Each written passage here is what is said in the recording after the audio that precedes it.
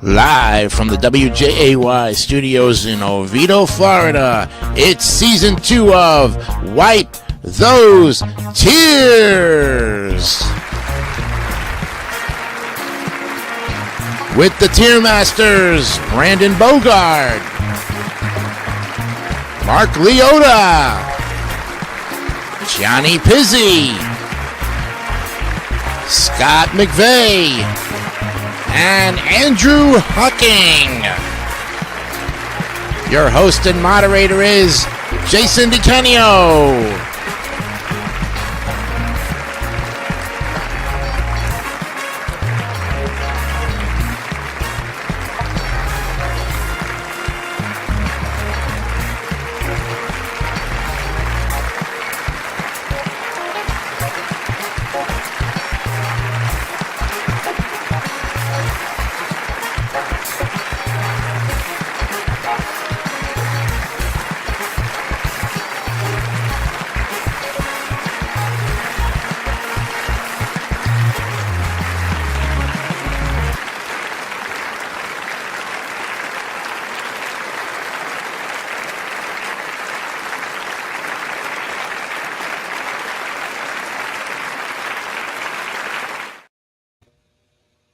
All right, here they are, everybody. Welcome back. And it's another edition of Wipe Those Tears, ready to go. Episode number 40 is upon us. Yes. Oh, God, we're now ready to go over the hill. Yeah, right. for all of us here at Wipe Those Tears, the Tier Masters are here -1. Oh, look at Brandon Bogard. He's got his flashy. Yeah. Santa and his light chain, and oh yeah, he's all ready to go.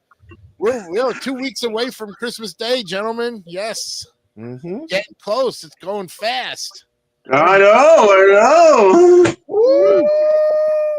Yes, that's true. But tonight we're going to relax and have 2 good solid weeks of no NES games. That's right. Yeah. We're reading before. Yes, we're going to be doing this week and next week 2 special tiers that even if we don't before 11 o'clock, I think these guys are going to breeze through it like they know what they're doing, you know? We hope so, yeah. And in between the breaks, these guys are all going to get hard-ass questions. That's right. Oh boy. No spinning of the wheel. And No, we're saving the spinning of the wheel until after New Year's. That's right. And of course, Johnny will be back with us next week. He's kind of on the road on assignment, looking for new tiers and other kind of things of that matter. So he's this next week. In the meantime, gentlemen, I always say I wish you the best of luck because tonight's going to be one of those great nights. So let's go ahead, get ready for the explanation to the rules of our game. The rules, please, Jason. The rules, if you please. Like this. All right. Now tonight, you guys are going to get game shows themselves, the actual game show logos. You will grade from 50 to 100, A, B, C, D, F, just like we normally do. You will base it, of course, on if you've seen the game, the logo itself, and any other thing you can think of. Andrew will give you 3 minutes. All right? So that should give you plenty of time to give a good commentary on the game itself. There we All go. right?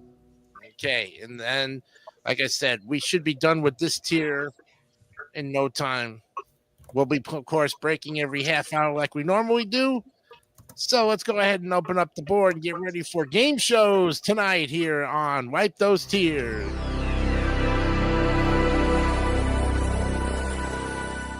Here we go. Oh, look at that, guys. Yeah. Wow. These are the game shows we're going to be dealing with tonight. Ooh. And of course, every watching it, and of course, have some fun. Let's see if we get as many as possible.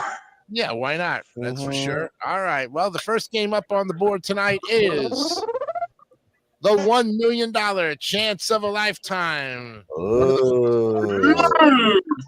Yes. All right. Well, this is the way that the board is set up. And of course, Scott, you're going to start us off tonight with the chance of a lifetime. Okay, this was fun. This was a great Jim Lang series. Also known in England as All Clued Up. Here is a little fun fact on that there. Because, we got to give you it's a that. little fun fact. There you go. Yep. This was a really interesting game. It was kind of like cross between these clues coming in randomly with the bit of the Wheel of Fortune, with kind of like more Hangman like without the wheel though. Yeah. And then the fact that it takes 3 wins to possibly become a millionaire, which in season 1 was all cash, and in season 2 was $900,000 in cash and $100,000 worth of prizes. I really liked this game though. It seemed good though. Did seem a little tough at times, but I still loved it. It's a 95. A 95. That's a Taco Bell. Yes. Okay, we got that in there. And Mark Leota, the chance of a lifetime. Yeah, I think I've seen a few episodes of this. Mm-hmm. Yeah, like it's definitely got the some Wheel of Fortune elements in there, as well as other exciting elements. Definitely a fun game to play, and actually, out of all the game show board games I have in my collection, this is actually one that I do not own a home copy of. Interesting. But it's still a really fun show nonetheless. So it gets an 88. An 88. Okay. That's still a high B. Got it. All right. Now we go to Andrew Hocking with the $1 million chance of a lifetime. Okay, so I love this show, and of course Scott's right is the best Jim Lang's favorite game show of all time. You get 3 rounds, each at different value of each round for $25, $50, and $100 for each round. So I love, and of course Scott's after, right? You got 2 different bonus round things. You got the $1 million for grand prize and $1 million in cash and prizes. That's the best game show. I almost had a perfect score. I'm going to go with a 99. A 99. Ooh. All right. 99. We got it. Okay, Brandon Bogard, you're up with the chance of a lifetime. So this is one of a couple game shows that I don't watch. But being that there is $1 million online, and being that I heard that it's sort of there's a bit of crosswords here and there, not crosswords, sort of a little long lines of Hangman, somewhat. I'm gonna be a little nice and give it an 80. An 80. Okay, that's still very, that's very good. An 80 indeed. Okay. Well, one thing we're forgetting, folks, is the dreaded Stinger. Oh yeah. Oh yeah. We almost forgot about that part. Almost forgot about that part. Yes. Yeah, And we also, gotta too, we also, I'm going to give myself another Atari one here because that star represents punctuation. Yes. Overall, I love the theme music too. Very suspicious, very what I like to call very dramatic in the first season, a little bit more up tempo in the second season. And they did give away 2 cars in the second season there, Scott. Yes, they did. Yeah, it was part of the prize package. Yep, that was definitely it. What do you mean he don't get it? The stinger, and whatever they were talking, I have no idea. The stinger was You a need to watch penalty. the show, but Brian. So yeah. Oh, the stinger is a letter not in the puzzle. Yeah, and it just appears on the it's keyboard. Return. Yep. So that was like it's kind of almost like the whammy in Pressure Luck. Yeah. Yes, Or, yes. or better yet, the stopper and scramble. Stopper exactly. Only was one time, and then if you uncovered it, it didn't come back again until the next round. Right. Yep. Overall, the set was fantastic too. I love when that $1 million just like exploded. Oh yeah, the Yeah, lighting. I believe that's from season 1. I believe that's from season 1, of course. That was And I love definitely the fact that they had that big table with the stacks of money on there. So there you And go. then you had Yeah. security guards in there And too, security just cards, exactly. like somebody was going to come up and take $5,000 out of that pot. Yeah. Right. Overall, it's a very playable game. I mean, the bonus round was really nerve wracking. When I was watching the couples, I was really nervous for them. That's why not too many won the $1 million. So there Well, you in go. the 2 seasons, according to the Facto Encyclopedia of Game Shows, 9 couples won in the 2 seasons. Yeah. Yeah. Yeah. 9 couples did win in 2 seasons, which is a pretty good odds considering the 3 days that they had to play it. So I'm going to give this, like my cohorts here, I'm going to give it a high 92. Yeah. Definitely a Taco Bell on that one. I don't know. I was supposed to 3 minutes, I guess. I don't know. Who knows? All right, let's average it out here. We'll divide it by 5 and see what we have. Oh, yeah.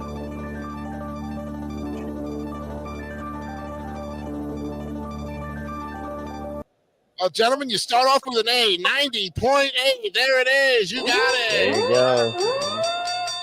Yeah. Whoa.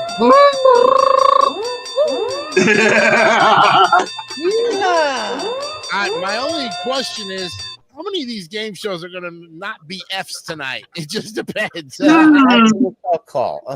On one way to find out. On one way to find out. Right. All right, we got that. So next game up, of course, is $100,000 pyramid. Pyramid. Dick Clark, Michael Strahan, John Davidson, all versions. Okay. Now we go to Mark Leota with the $100,000 pyramid. The good old classic pyramid. Can't go wrong with this. This, of course, originally started off in the 70s as the $10,000 pyramid, I do believe. Yes. Yeah, that's that's Yeah. right. Yeah. You got it. Yeah, So- and I guess this has been so popular that they just can't really keep it off the air for too long. It's so Yeah. classic. Yep.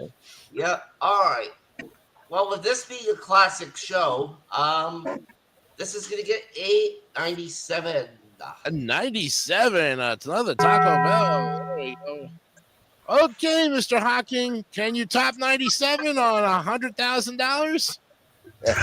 Well, $100,000 pyramid is also one of my favorite game shows of all time. And of course, that one feature that Dick Clark did, that if the top 3 highest, the lowest score times go into the qualify for the chance for $100,000. Yep. There you go. That is the same thing for John Davidson, of course. Same thing for John Davidson's version. Thank you. Mhm. So, one of my favorite shows, and I'm gonna go. You know what? Bring in the first perfect score of the night. Perfect score. He got it. 100. Oh. Yeah. There you go. Very nice. Okay. All right, Brandon Bogard, $100,000 pyramid. Well, I'm going to give the same score, 97.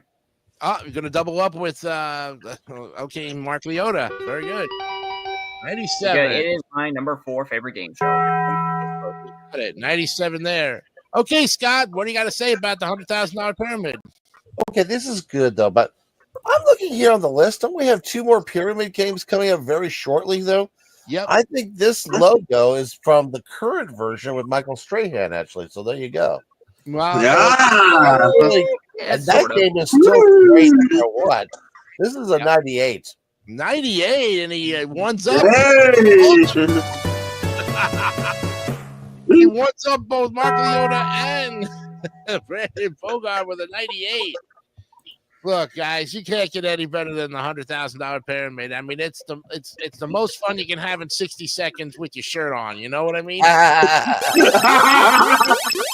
perfect. Wait a minute, I hit the wrong button. No, I died. That's yeah. I mean, we cannot forget about the cuckoo bird. That's what from this game. That is a Bob Stewart trademark. Is the cuckoo bird? Yes, that's You know, that's Jackpot, true. too, For you when know, an that was- illegal clue is given. The illegal clue. That's right. And of course you have 7-Eleven Mystery 7. Yep. Yeah. True. Gamble for a grand and Yes. Double. Yes. Yes.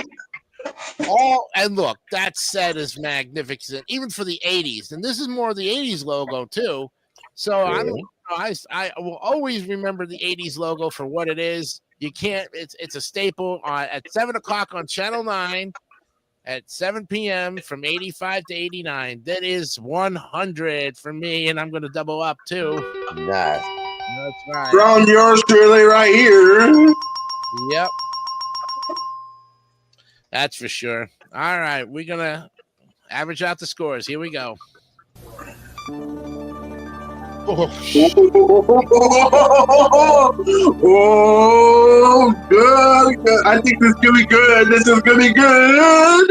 And you say, like, 1.6 points away from a perfect score, 98.4. Yeah. That's just, 2 A's in a row. That's good. 0.2 off from a normal temperature, 98.6.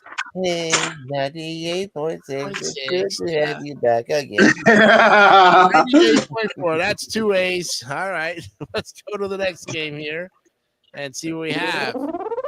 The ever popular Bob Saget game, 1 versus 100. Yes, may Bob rest in peace. Yes. This time we start off with Andrew Hocking, 1 versus 100. Okay, so that's 1 versus 100 is my 6th favorite show of all time. I had the top 10 list on my mind. And of course, you get the game show. You have to eliminate as many players as you win money. And happen like once or twice, you got $1 million. Mm-hmm. So for that, I will get this one. I'm going to keep it in the 90s area, 94. 94. Okay. Okay, we got that. All right, Brandon Bogard, 1 versus 100. So I sort of liked both versions, season 1, season 2. The GSN version, it was sort of similar too. Yeah. The way it was structured didn't really feel consistent enough. It was like it was a couple of rare changes. I wasn't sure about that. I liked the for the GSN version they had a screen to show all 100 competitors via video. I'm going to keep it at 73. 73. Okay, interesting. Okay. A difference of opinion, but still a very reasonable score. Okay, Scott McVeigh, 1 versus 100. I actually like this one pretty nicely here. One thing I loved was, of course, the fact that Bob was not willing to hold back when someone was going to make a stupid comment, though. Yeah. And yes, there was at least one person who actually won the $1 million, and thankfully he knew it because of greeting card being sold mostly for Christmas. That's one thing I remember there. So this is a fun show. I can't give it super high. Let's call it a good old 93. 93. Okay, that's still a Taco Bell. 93. We got it. All right. Okay, now we go to Mark Leota. All right. I think I have seen a little bit of this. I mean, pretty decent show. And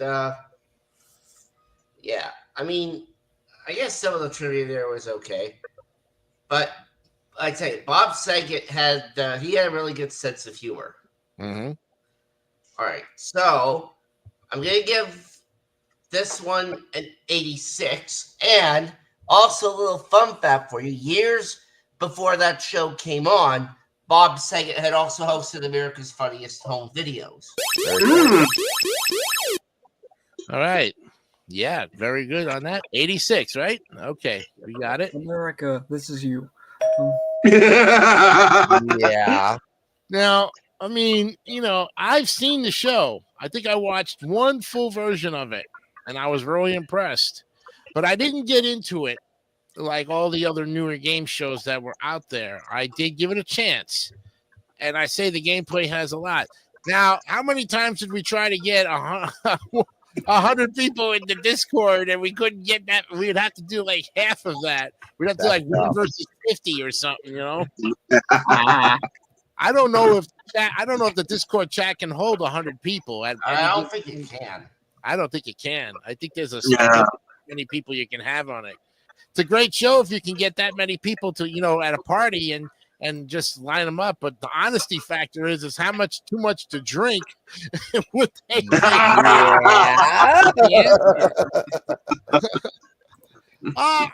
The logo is very futuristic. I mean, they take it right from Who Wants to Be a Millionaire. It's kind of in that same realm, almost. Bob Saget did a very good job of the episode I did see. So I'm going to give it an 87. An 87. Okay. So one up, Mark. Yeah. All right. 87. That's good. Cool. Okay, we got that. And let's go ahead and divide it by 5. Okay.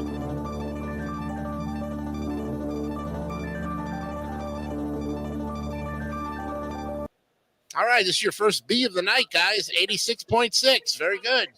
Mm-hmm. 2 A's and a B so far. Nicely done. All right. 2 A's and a B. Baby. Yep. All right, next up is... Another pyramid one. And 20,000 and then the 25,000. And Mr. Bogart, we'll start with you this time. Still my number 4 favorite game show, no matter which version. Right. This, I like how in like one day you can you can get all 25,000 in 2 attempts if you just clear the winner circle in 2 times. That's true. Well, even if you don't win the first time. That's right. You'd be playing for $25,000 on the second time. Yep. Oh, that I was not aware of. Yeah, even if you didn't win the 10 on the first shot and you got back to the winner circle the second time, then it would be 25,000. Mm-hmm. Really? Mm-hmm. I was told if they won 10,000 the first time, the prize in the second time would be 15,000 for the entire 25,000. That'd be true, bro. Mm-hmm. So if you won the 10,000, you play for 15 more. If you don't win the 10, but you go back, you go for the full 25. Right. That just made it easier for me. I know, crazy, isn't it? All right, well, I think you just that's put why. a question mark on your face. Like, what the hell? All right, but hey, thank you for making it sound more easy. I'm gonna make it a 96. Keep it A in 96. There you go. See? Oh. Well, despite the look on your face, like, huh? Yeah. Okay, Scott, now please explain to us the $25,000 pyramid in layman's terms. Okay, simply put, a few years after that, you know how that goes. Great Dick Clark game. This was one of the ones that Dick really helped make him a star, after the American Bandstand days and all that there as well. Oh, he was still doing Bandstand while he was. Yeah, he was still doing Bandstand. Yeah, so that's Yeah. I forgot. Yeah, 1982. Yep. I love the 7-Eleven and Mystery 7 bonus rounds you can do in that, though, which I do say the 7-Eleven is sorely missing from the current version with straight hand, if you ask me, though. Oh, they got rid of it. Whatever, I can't remember what my score was of us. I was in the 90s, I know, so 95 again. 90. Oh, geez, what up, Jim? Brandon Bogart one-ups him despite the fact that he's still Taco Bell. Okay. Fair enough. It's still 2 big A's up there. And Mark Leota, it's your turn. Well, the good old classic $25,000 pyramid. So, just like with the 100,000, you can't go wrong with the 25. So, I'm going to give this one the Wayne Gretzky Special 99. Oh, yes. There we go. Wayne Gretzky special 99. All right. Okay, Mr. Hawking, you're up with the $25,000 pyramid. So that show I liked. That was on number 7 on my list, of course. Wow, even lower than the other one. Yeah. Yeah. So, and of course, if you don't win something in the winner's circle for 10,000, if you win again, you go back in there for 25,000. Because I watched that show on TV before, and I don't know why the new version didn't get rid of the 7-Eleven. They should have brought it back. That's why. Yeah, that's right. Yeah. So for that, and I'm going to go one up to my other Knave and Mr. Leota, 100. Oh, he one up them. Yeah. Perfect score. Yes. You got it. All right. Well, what can I say, gentlemen? This is a classic. And we're looking at the newer version here, the 80s version of the game here, with a great set that just speaks classic. I mean, and the theme song. Come on, guys. It is. It's Yeah. they did it up from the original and really brought it in with the chase lights and that Johnny Gilbert starting us off, and then of course Charlie O later on. Yep. Johnny Gilbert was the voice of everything. Johnny is still hosting the Jeopardy at the age of you forgot, hey, Jason, you forgot one. Jack Clark did that as well for announcing that too as well. That's right. You're right. Jack Clark, yeah. But Johnny Gilbert did the $100,000 pyramid more too. Yeah. Yeah. Yep. Look, I got to go with a perfect score too, with 100 on it. Yep. That's gonna get 100 right there, and a double up too. We have a double up. Yep. All right, we got our scores. Let's average it out. Yeah. Ooh.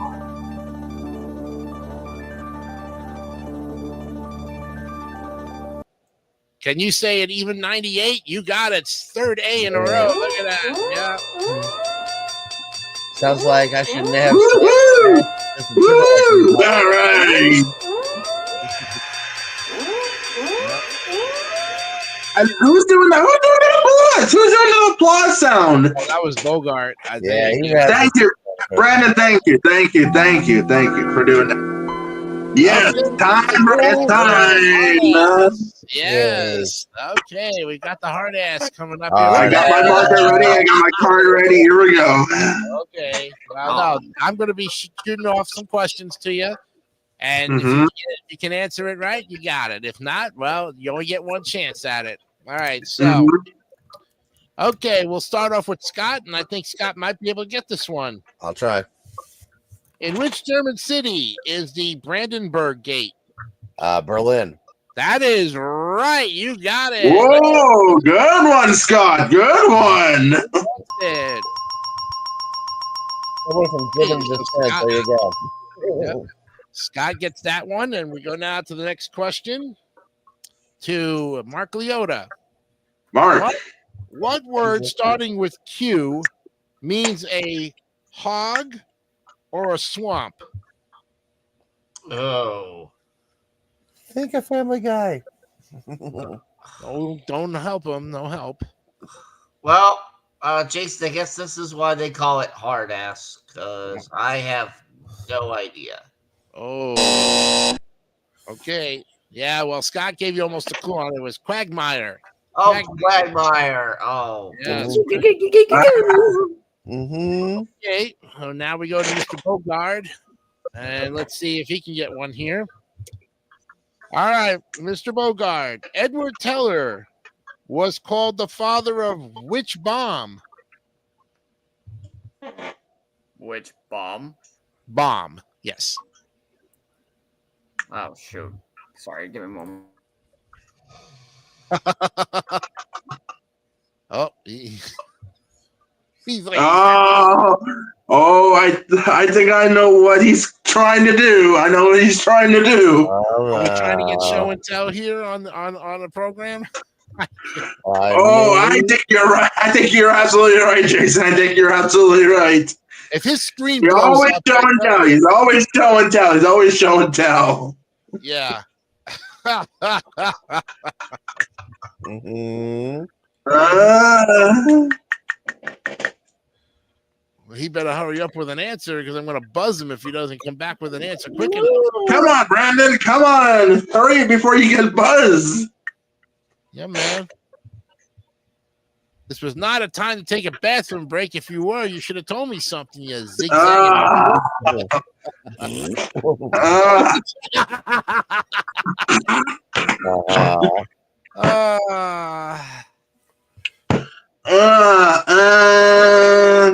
If I had the Jeopardy theme here, man, that'd be pretty good right now. Da, da, da, da, da, da. Da, da, da, da, da, da, da, da.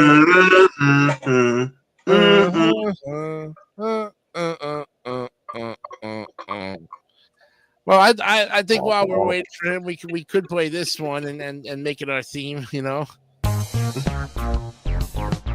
Oh yeah.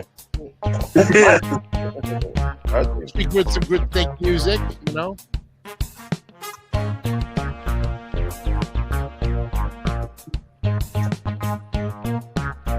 This is the clean version without the clapping, folks.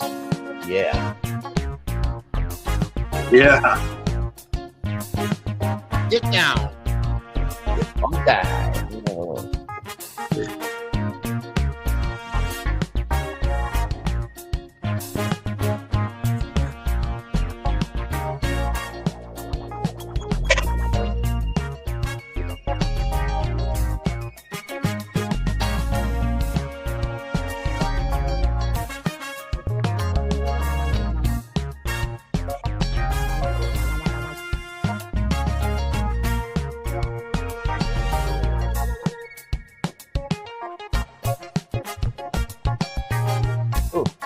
Still waiting on this guy. I can't believe it.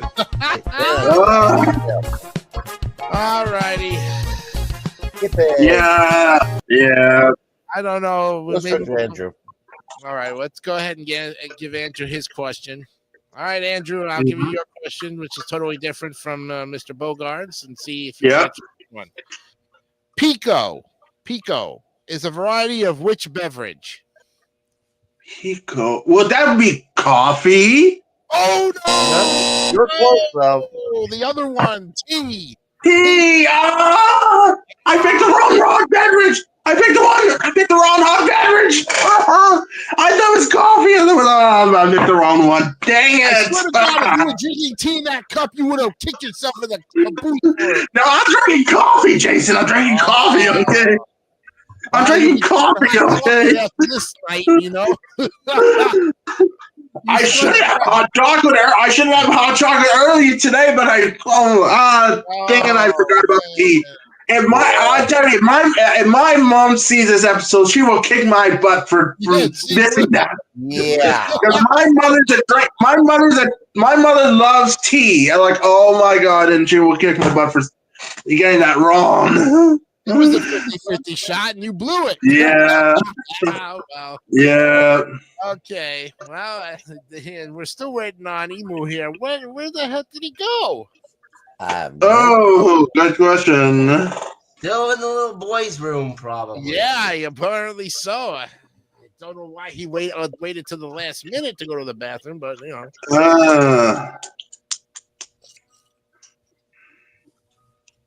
I guess me talking about the type of bomb made him have to go. Oh no! Almost like it explode. Yeah. Yeah. I told you not to have that 7-layer burrito at Taco Bell, the dumb fool.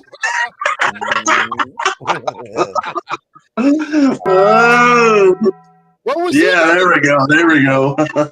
Gee whiz. Oh man. Do you suffer from acid indigestion? Have you been? Yeah, there we go. Or do you have a problem? Smoke weed every day. Yeah. Oh yeah. Yeah. Mm-hmm. Mm. point, there really is nothing that we can do for you. Oh, well, we're really. I think this is the longest we've ever had an intermission before, folks. Mm-hmm. Not fitting on our 40th episode to have this situation happen. Yeah. Yeah. Mm-mm. I wish I could. I wish I could say we could go to a commercial break, but we can't. We don't. Yeah. Yeah. We've never done commercials. That would be.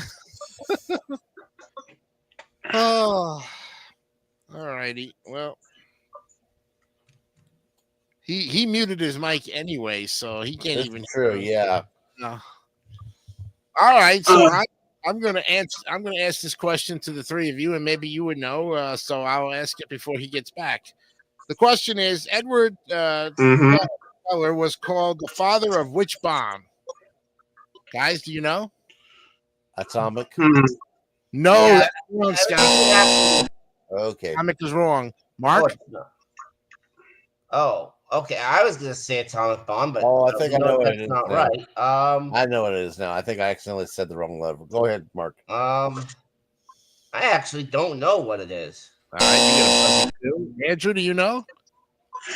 I absolutely no idea. Oh. Lost in my mind. Okay.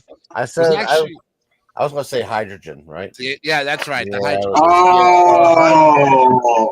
But he spoke it up too quickly. Yeah, I did say too quickly. Yes. Yeah. Now we're just waiting on Mr. Maestro here to get back before he can. We're still so don't give it away now that you know the answer. Let him try to see. Mhm. No help from the other tier masters. This is like the clock game, you know. Mhm.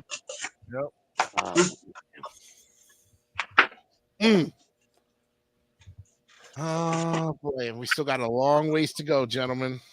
Yeah. I was like, come on, Brandon, come on. We're waiting for you. We want to get back to our this after this. Regularly scheduled programming. Yes. Yep.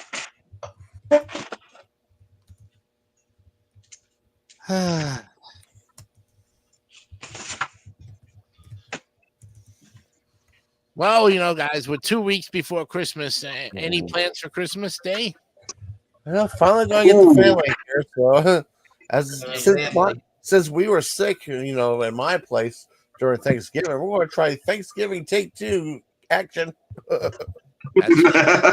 You guys well deserved it after So being. pretty much combining two holidays into one day. Yeah, exactly. And since you guys are up there in the cold already in Canada, you guys are going to have Boxing Day the day after Christmas. Yeah. Yeah. Which for Yeah. me means Boxing Day shopping. Yes. Yum. Mhm. Mhm.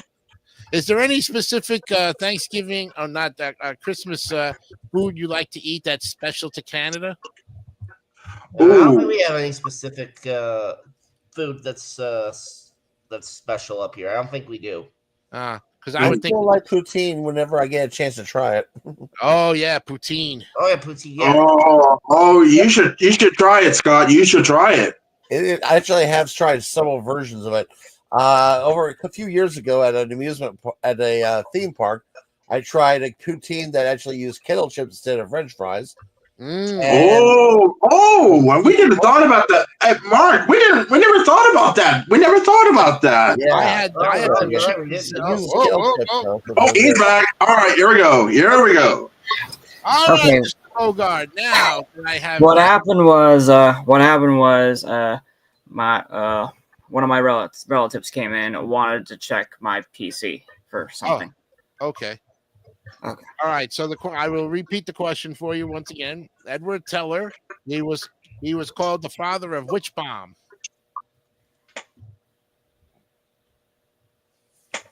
And he's already nodding his head already.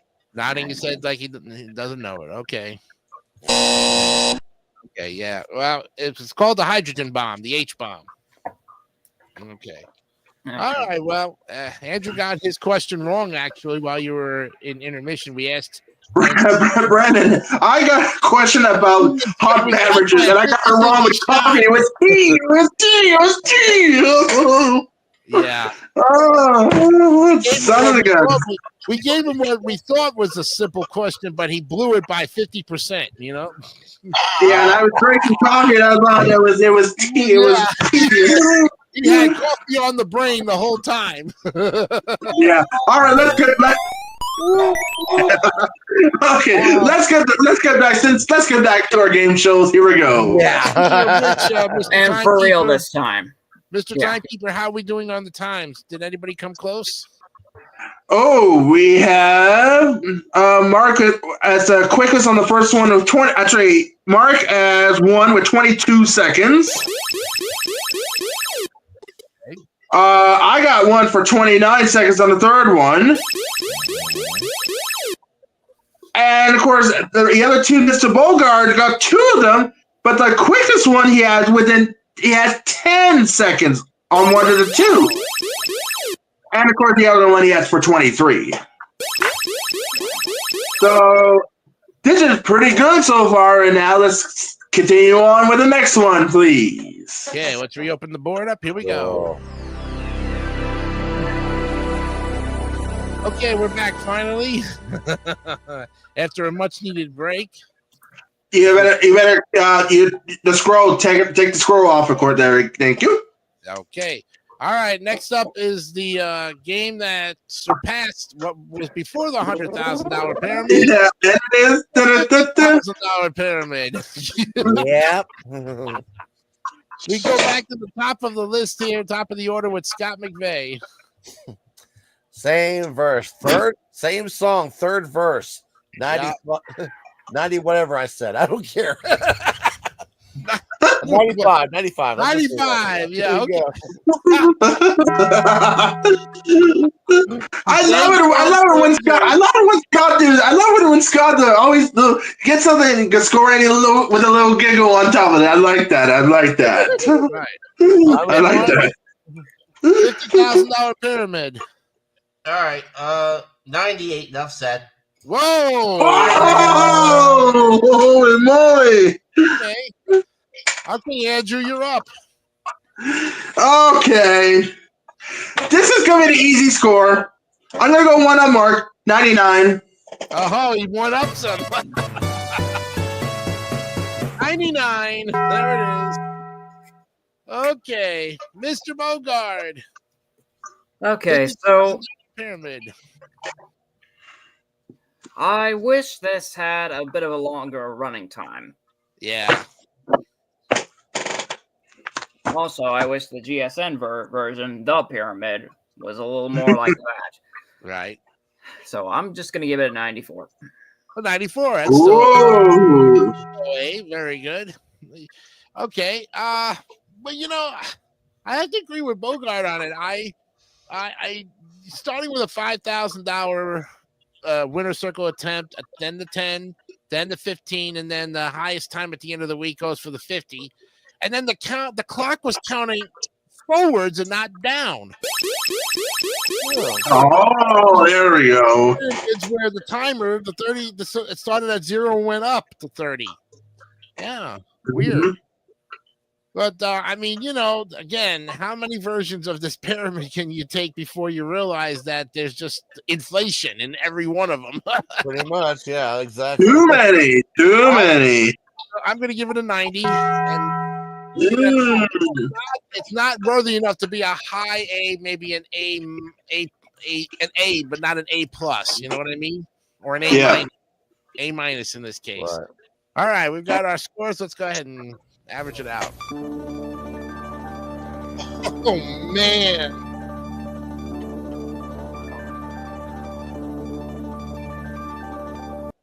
We can honestly say, gentlemen, that all three pyramid versions got A's. Yes, 95.2. There you go.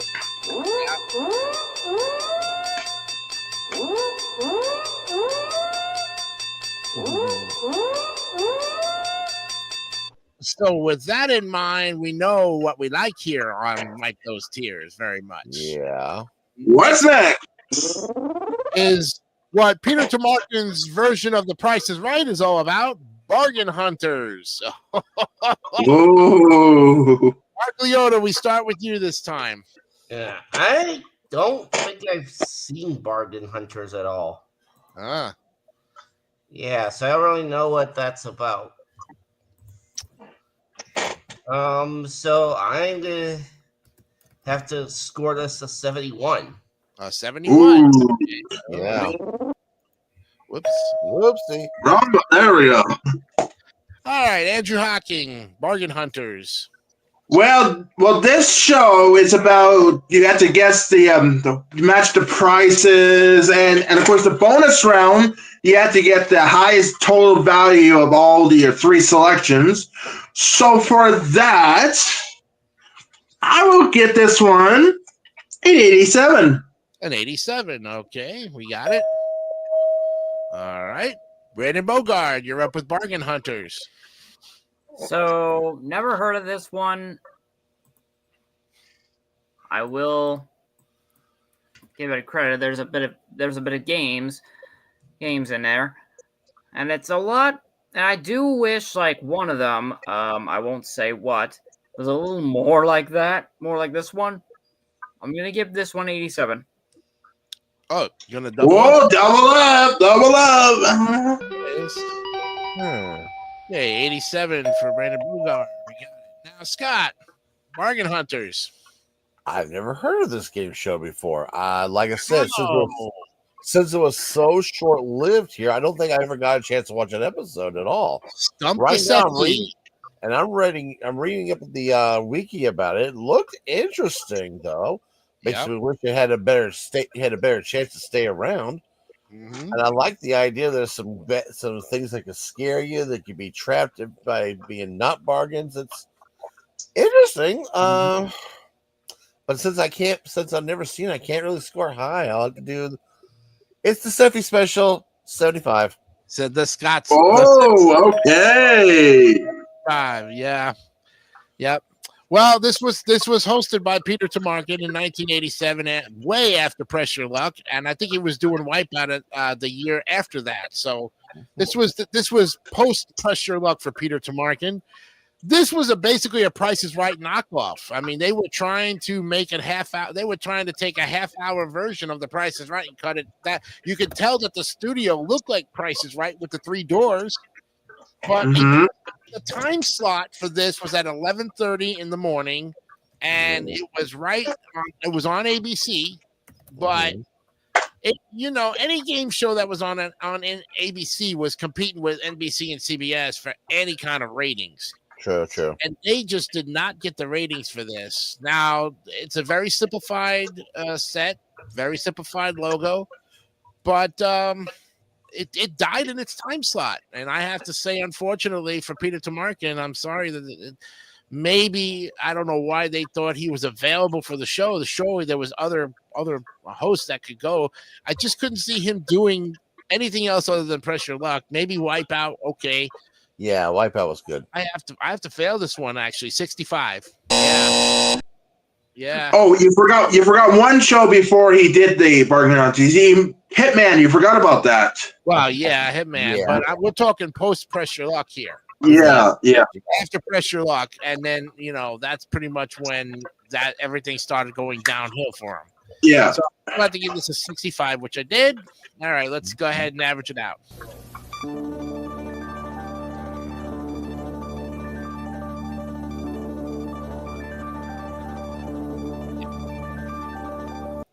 It's going to stay in the C tier, 77. All right, that's your first C of the night. Okay, let's go to a great classic that Scott and Mark are basically familiar with, and I host on a regular basis here on the Discord. Blockbusters. Yes, this is the Bill Cullen logo, and now we go to we got Andrew. Yes, Andrew, you're up with Blockbusters. So Blockbusters is my favorite game show. Will be number 3 on my list. Uh-huh. And of course, Bill Cullen hosted it. And of course, after that was Bill Rafferty, who hosted it in the 87 area. Right. So, and of course, the team, we got two have a solo player and of course the other face against a family pair, of course. Right. So for that, great game show, little tricky, but I like everything. Perfect score 100. Aha, 100. He got it. Okay. All right. Mr. Bogard, you're up with Blockbusters. So I like the Bill Rafferty version much better, Aha. as it made quite a few changes. It was all one. It was one player versus another player. Instead of that, one player versus a team of two. Yeah. Two. Don't get me wrong. I like both versions, but I didn't think it was fair to put one against two, and with 5 for the white, 4 for the red. I thought I'd probably make some few changes. But if I were to run the show, I will give this a 91. A 91, still a very reasonable score. We give it a Taco Bell. Okay. Scott, I don't know what you're going to say about Blockbusters. I know you're a retired champion on our program. So that's true. Yeah. This is fun. I mean, I actually thought that this was a good show, hosted by Bill Cullen at the first version there. I don't think I've ever saw the Rafferty version, but I played it though, as you, Jason, knows completely. Yep. This was nice. I did like the idea of the two heads are better than one comment. They always mention the show. The Gold Run was a great bonus round. I love the little fact that Bill would push a button and out would pop out the little podium for the Gold Run. Yes. That was nice. I love that. I thought that was really fun. It's still not perfect, but I'll give it a 90. A 90. All right. So we got a 1-up actually because Bogart gave it a 91. So he still gets that. He still gets credit for the 1-up. And 90. Okay. Mark Liotta, the other retired champion of our Blockbusters game here on Discord. What do you have to say about this edition? 2 words, 100. You got it. Oh, yes. That sums it up and just, yeah. And we got to give you a double for that one. Yep. All right. Now, let me kind of, I have 3 minutes here, so I'm going to spill my guts on it. I am very honored and privileged to host what I like to call the Brandon Scruggs version of Blockbuster. Yes. Giving away big money and a lot of it. And I love to have control over the fact that Scruggs made up all the questions. Okay. But if I had to choose between the Cohen and the Rafferty version, I'm going for Bill Rafferty. Now, I love Bill Cohen, and I love the way he hosts. But I must say that Bill Rafferty's version should have lasted longer than the 4.5 months that it was to bring in Classic Concentration. I think they could have done and put him on the, a different time slot, maybe like 12:30 before Wordplay came out. I know Wordplay came out in 87 for a short amount of time and filled that 12:30 spot. I think they still could have done a little more with Blockbusters and kept it on longer than the 5 months it was on. And I'm kind of disappointed about that because the gameplay was great and Bill Rafferty was a great host. Very underrated, but very, I have to agree with everybody who gave it 100 here. Double up. Perfect score. 100. Yeah.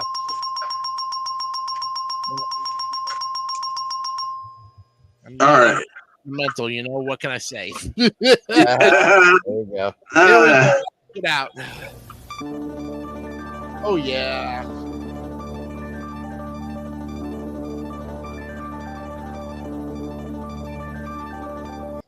There we go, guys. 96.2. You got it.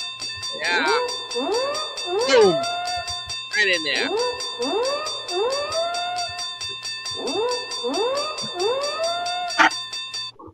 Nice to know we have our differences, even though there were several versions. We're not really counting the fact that it came out in the 80s or 82 or 87. It didn't matter. Yeah.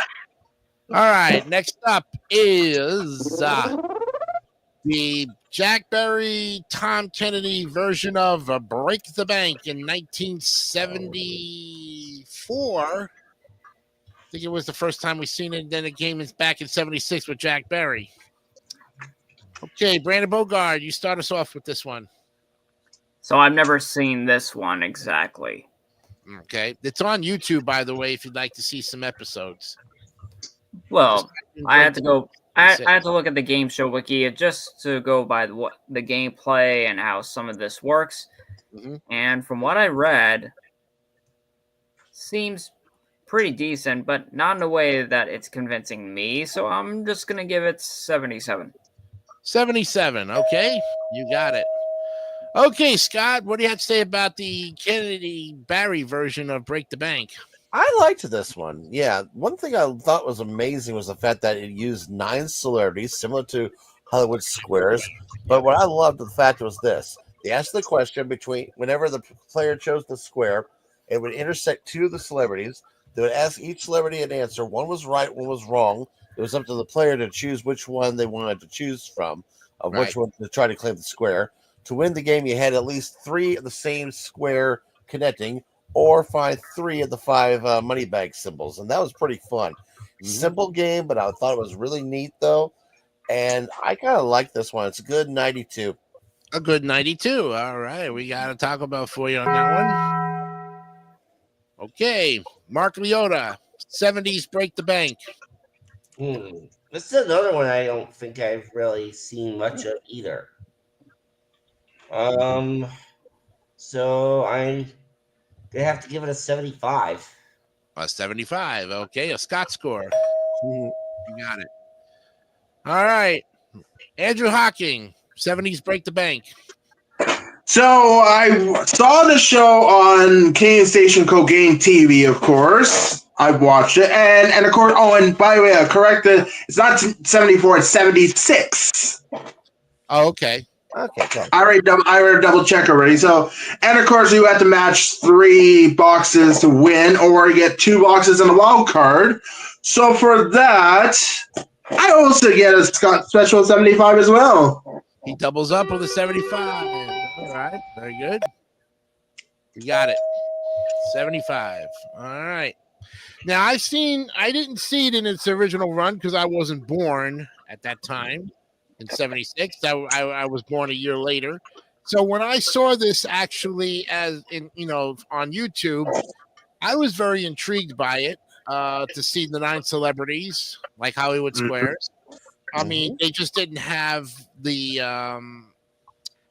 it didn't have the flow of Hollywood Squares, but the payouts were really good. The bonus game was kind of simple-ish too, I would think. My favorite thing was the sound effects with the boing. With all that blank squares, of course. Yeah, they had the blank spaces, and then one of the things there. And then, of course, if it was a female, they would get lips, and then And males the males would be a mustache. Yeah, exactly. Yeah, That's right. Yeah. mustache. Yes. Yep. So, I mean, and then it was 100, 300, and 500 could win you. And then, like you said, the 3 money bags and the jackpot was at 5,000. Well, let's see. Kennedy hosted the daytime version, and Barry hosted the syndicated nighttime, where it was up to 10,000. Yes. Much bigger And money. also, too, I think, wasn't it that both players were on for the whole show, Scott, or was that just? I think it was if you won the game, then you would stay as champ, and then we get another player. Mm-hmm. Because I know the Barry version who has the highest amount who played there for the bonus game. That's why. Right. Yeah. There were a lot of changes between the daytime and nighttime version, which when you have that kind of a situation. And I got a little fun fact. Uh-huh. This was revived in the mid '80s. Hosted. I forgot about that. I almost forgot about that. 3 different hosts. The original host was, believe it or not, Gene Barry. Rayburn. The mid-'80s one. The mid-'80s one was Rayburn. The mid-'80s version was Gene Rayburn. That's why. Rayburn, yeah. But Scott that was gets to smoke weed, was the- you know. yeah, that was the original host, and then there was some other guy who did it when on the revival though. Yeah, I But was. they also Yeah. made it a lot more interesting with it was being couples against each other. Yeah, And in the end, someone will get a chance to actually win money, bank cards to actually break a jackpot bank, which was like Yeah. thousands and Yeah, that was thousands a of dollars in totally- cash prizes, though. So I same thought it was title, neat. but yeah, totally different concept. Totally Yeah, different, but it was same game name. right. I thought it was just as cool as this version too. So there you go. Exactly. So I'm going to give this one. I'm going to give it an 85. Ooh. Good All right. choice. A B, because I think the gameplay was great for its time. You know? All right, let's I see. tell you, you're lucky. You got 14 seconds left. Yeah, I know. That's I'm milking sorry for 3 adding minutes. to it there, Jason. Yeah, I know. Thanks.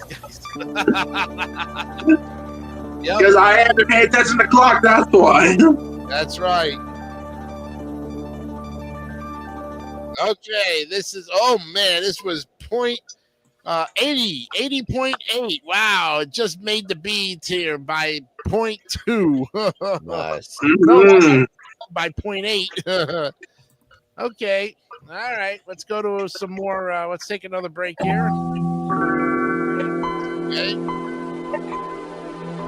Some more hard ass questions for you guys. Cool. Oh There we boy. go now. I love to see you guys sweat bullets here. You know what I mean? Right. Okay, Scott, I got another question for you. Let's do it.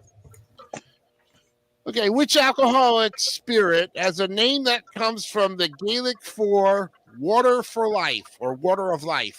Water of life. Oh gosh. It's not what I'm thinking.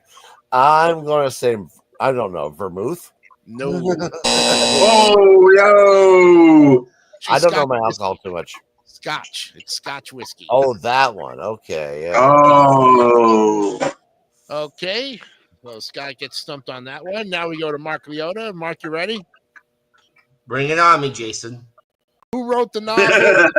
Who wrote the novel The Color Purple? Oh, Cecil B. DeMille. I don't know. No. Do you know, Scott? I can't remember. I think we answered that the other night, but I now forgot who it was. It's Alice Walker. Oh, There it Alice was, yeah. Walker. All right. So we got we stumped two of them. What the heck? All right, Brandon Bogard, you're up. Okay. All right. Which screen star with the initials SS has children named Sage, Sargo, Sophia, Sistine, and Scarlet?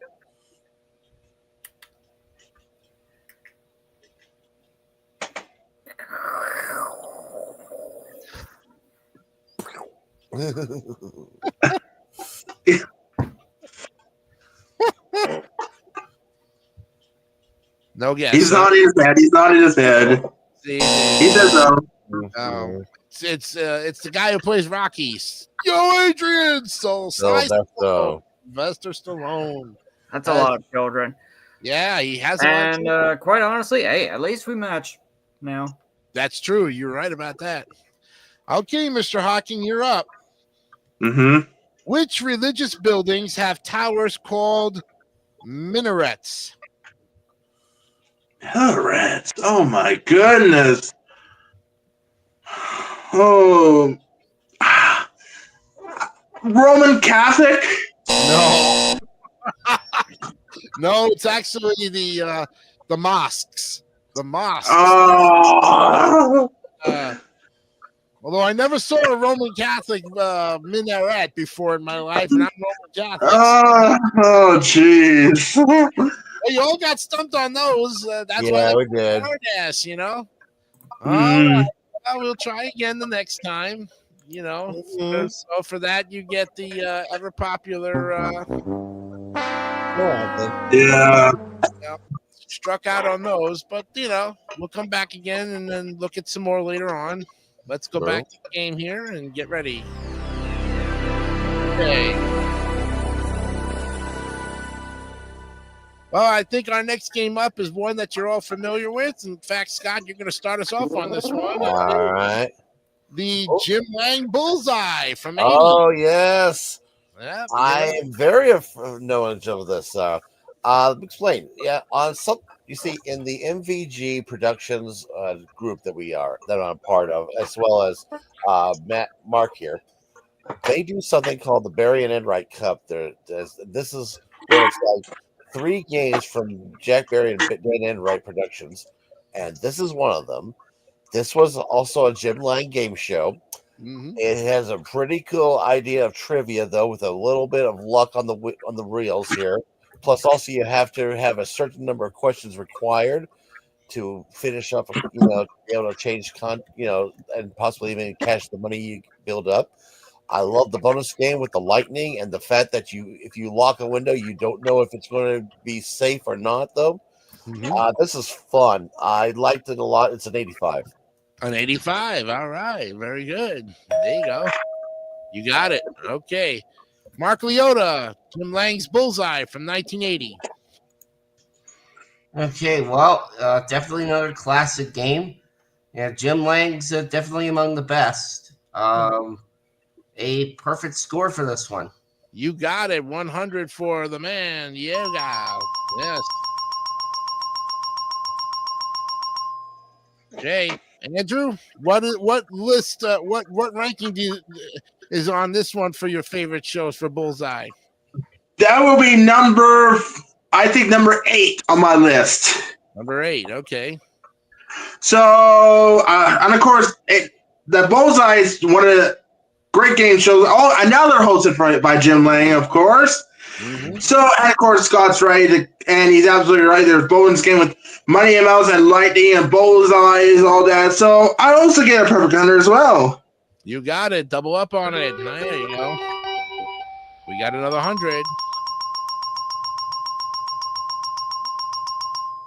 Okay, Mr. Bogard, Bullseye from 1980 with Jim Lang. So I tried this before. I'm just gonna give it a 75. Ooh, a Scott score. Okay, 75. All right. We got that for you. Put it in there. Okay. Well, I'll tell you, folks. I remember this game, and boy, I was afraid of this game. I was afraid of it as a kid, and to this day, I still don't like lightning. I still don't like the sound of thunder and lightning. And I live in the most state that just has so many booms and everything. I cried when this game came on. And, when you're a young kid and you got lightning that sounds loud as it does, yeah.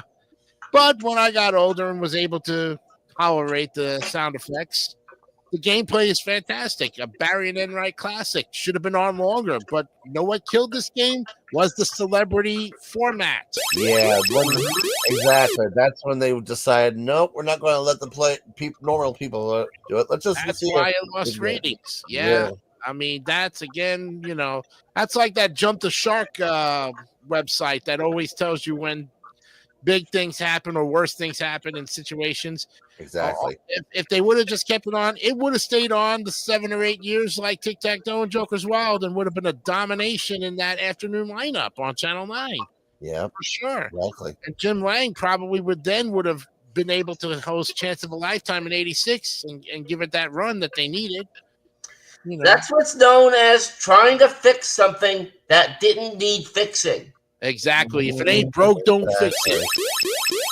Right. Because at that point, then you got a hit show. And Eric Lima can attest to it. That's one of his favorite shows. So here's to you, Eric Lima. I know you love Bullseye in all of its glory. I am going to give this a 94. Taco Bell. Yeah. Yes. Not a perfect score because again, you put that celebrity format in it, you killed it. Pretty much, yeah. Only downside of it. That was it. Here's the average. Wow.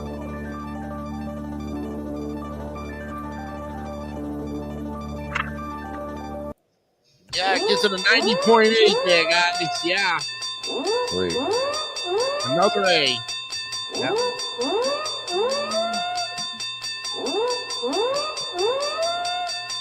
All right. right. There you go. You guys are cooking here. 6 A's, 2 B's, and a C. We go to the next game on the list, which is an interesting one that they're doing on MVG and David 3000. And hosted by Brandon Martin, in this case, Caesar's Challenge. And Scott, you were the champion on this game here before. Yeah, but I think that this is also something that you should ask Mark Leota about here. Well, no. Oh, yeah, because I am the current host for this on MVG, and All right. and if all goes according to plan, we will be officially wrapping up season 2 this upcoming Monday with the championship game between Jason Myers, Equals Teach, and not Les Scott, but Scott Michaels. Scott Michaels. Yep. So with that, Mr. Leota, what about Caesar's Challenge, the TV show when it was on? Did you like it? What do you have to say about it? I don't think I saw any episodes, but I know for a fact it's a great show. You got an element of like trying to figure out the words, like Wheel of Fortune, and of course there's a bit of trivia mixed in there. Yep. But all in all, a pretty good show. 92. 92, a Taco Bell for you. Very good. Okay, Mr. Hawking, where does this one land on your rankings here for Caesar's Challenge? I think number 4 on my list. Wow, number 4. Okay. So I saw this game show in the early 90s, of course, and it's like different rounds of how many letter words in each round, like the 6 letter, the 7 letter, and the 8 letter words. And no, it's 7, 8, 9, or the 9 letter. Yes, 7, 8, 9. Yeah. Yep. So, and of course, you have to, if you pick the letter with the lucky slot, you win, depends, it to be 500 or 1,000. It go up by 500 if nobody gets the lucky slot, of course. Yeah. Right. So for that, you know what? I love perfect scores. I'm going to give it 100. Oh, 100 for Andrew Hawking. All right. Okay. All right, Mr. Bogard, you're up with Caesar's Challenge. So I couldn't see myself enjoying this that much. I'm just gonna give it a 72. Ooh, still perfect. Still in the perfect score. Still in the average area. Yeah, very low average, but there you go. Okay, Scott, Caesar's Challenge. This was interesting. First of all, taped in Caesar's Challenge in Vegas. Yep. Hosted by Ahmad Rashad. Uh-huh. And co-hosted the Centurion that pulled the lever for the machine, a young Dan Cortez, who would later go on to MTV. There we go. And Ahmad Rashad, I believe, was also hosted NBA Inside stuff. Among other things, yes, exactly, yes. Mm-hmm. And this was actually pretty cool, as I can attest to this. I've played several versions of this game, though. It's pretty amazing, though. And even though I'm not in Mark's championship game, I've always had fun time with this one. This is actually fun. Also, the fact that every so often they would have fun little banter between the host and Dan there. Yeah. And it was funny. And the fact you can also try to win a car. It's a 99. Oh, 99. There you go. Just short of a Happy Meal. Oh, so close.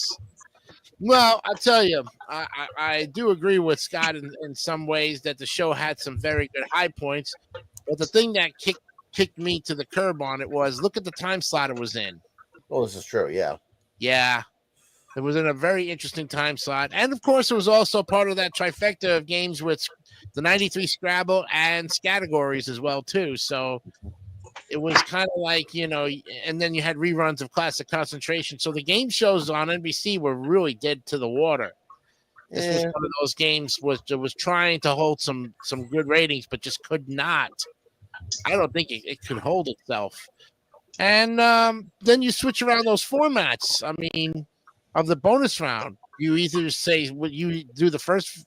Did you like the first one, or did you like the second one?" I didn't like either one of them because I thought they were pretty much just very hard bonus rounds for the contestant. So it's going to actually take me out of the A's. I'm going to say 83 for this one. Okay. Yeah. Mm-hmm. Okay. Low B. Because you tinker around with the bonus round too much when you keep changing formats. like you say, if it ain't broke, don't fix it. You know. Right? Yeah, because the second when the second version they have they have the curtain with the 5, 6, 7, 8, 9 letter words. That's why at the end on the, And they only give you 30 it's going to seconds. get tricky for that. It's going to get tricky for that. That's why. I If they would've personally gave love six- the idea of the little bingo machine that brings the balls down. Yeah, I mean that was the That first, too. That too. but that was even tougher than the letters, the second format. So, Oh yeah, true. all right, let's see what we have here. Ooh.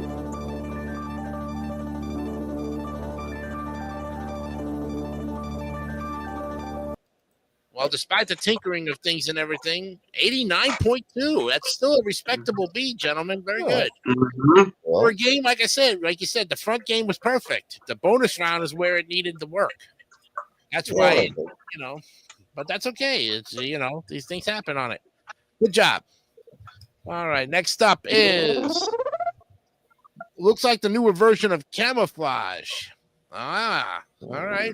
Now we go to Andrew Hocking with this version of Camouflage.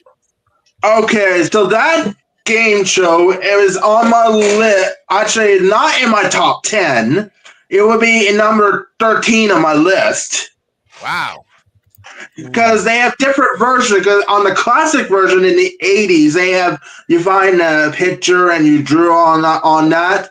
But on that version, they have a bunch of letters. They have to drop each, and it costs 10 points for each letter to drop until you get the correct response. So for that, I don't think I'm going to go with 75. I'm going to go with 75.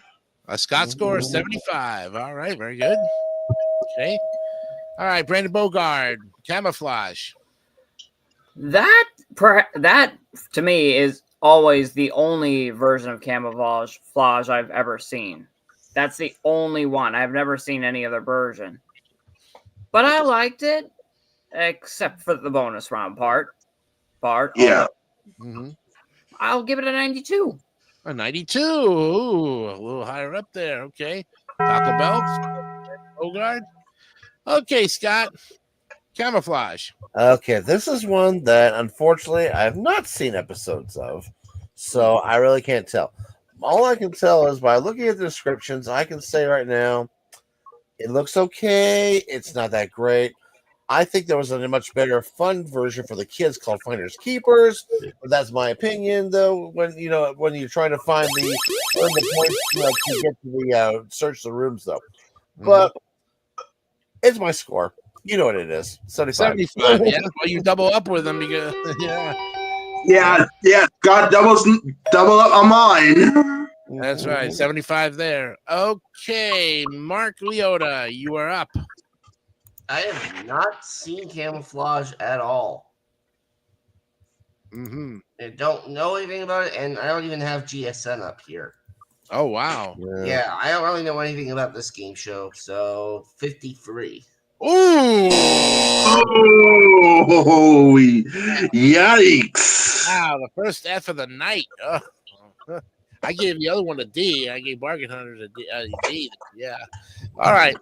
Well, let's put it this way. The only Camouflage game show I've heard of is the one in the 80s. And I don't even know the guy's name. It was one of those oddballish game show hosts.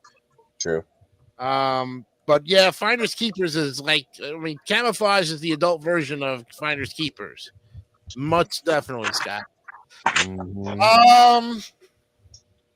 Yeah, I have to go more too. I'm going to say 66. 66. It's one of those games where it's a hit and miss depending on which version you were watching. All right, let's average it out here. Here we go.